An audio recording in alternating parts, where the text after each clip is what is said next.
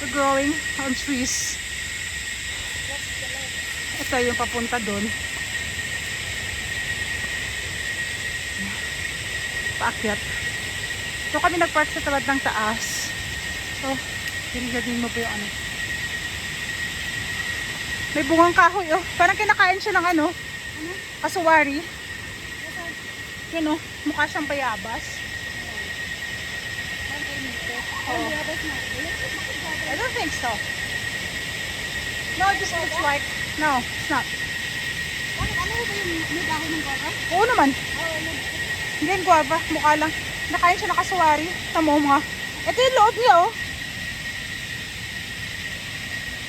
Hindi siya kasuwari, hindi siya bayabas. Bukas na bayabas, pero nakain siguro siya ng kasuwari. Parang, ang sakit siguro batamaan kayo sa ulo. Nakapal ng pipe eh. Oo. Yung ano, mga tawag nito, mga moss. Nag-grow sa trees. Sobrang dami. Tapos maririnig mo yung kuliglig at nagaslas ng tubig. Siyempre. Nailig mo na ko? Ha? Umihi. May toilet sa baba. Tara. Hindi mo na tayo doon. Same. Oo nga. Ako din. Balik tayo. Ihi na din ako. Yung kinaganda dito, may toilet sila. May ano siya. Pero, may paliguan. May bihisan. May toilet. Hindi ko lang alam kung may shower.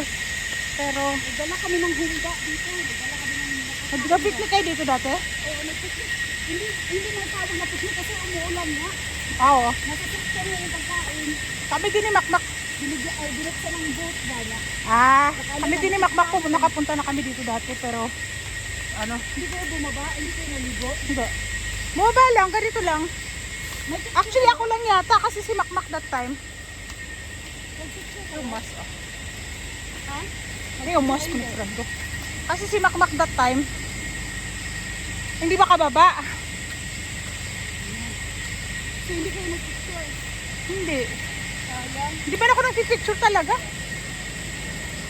Ay, yung mga turista. Yung mga ano nga, parang ano. Hapones. So, nila. Oh. Kapapon. Apa. Yan, syempre may toilets dito. Yan.